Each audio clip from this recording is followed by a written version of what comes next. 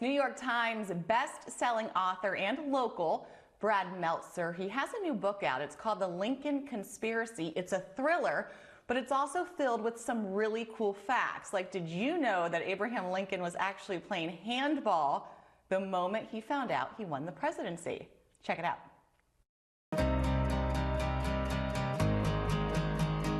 For me, a good story is a good story. And some stories come in the form of a fictional thriller, and some are with Abraham Lincoln.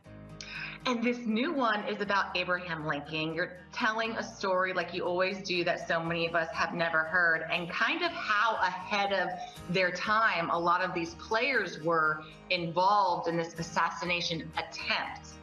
Yeah, so we all know the story of John Wilkes Booth ending Abraham Lincoln's presidency.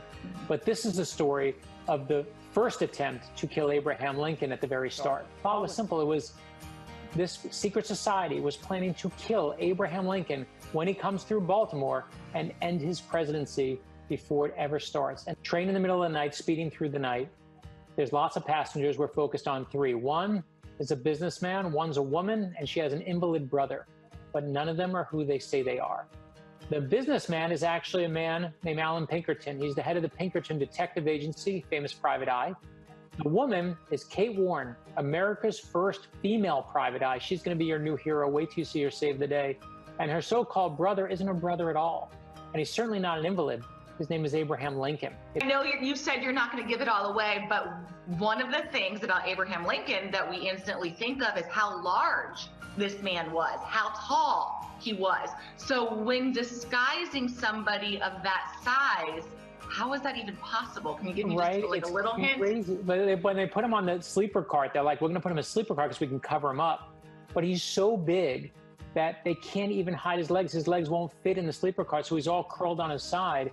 And it's Abraham Lincoln. It's not like he doesn't stand out. He's like 6 foot something. He's like, you know, it's like hiding LeBron James. Like, you're just like, everyone knows who he is. You tell us so many of these untold stories. How fun is it for you still to uncover these facts?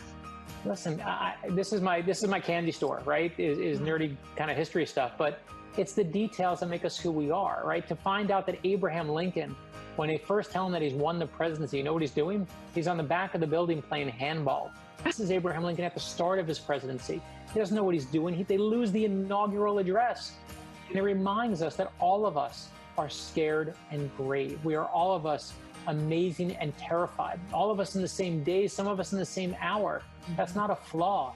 It's what makes us human. And that's what you can learn from Abraham Lincoln.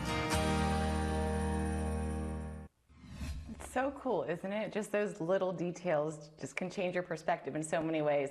In support of small business, if you're interested in grabbing the book, go ahead and contact Books and Books in Coral Gables. You can order it there, and your copy can be personalized. So thanks to Brad for taking the time to chat with us.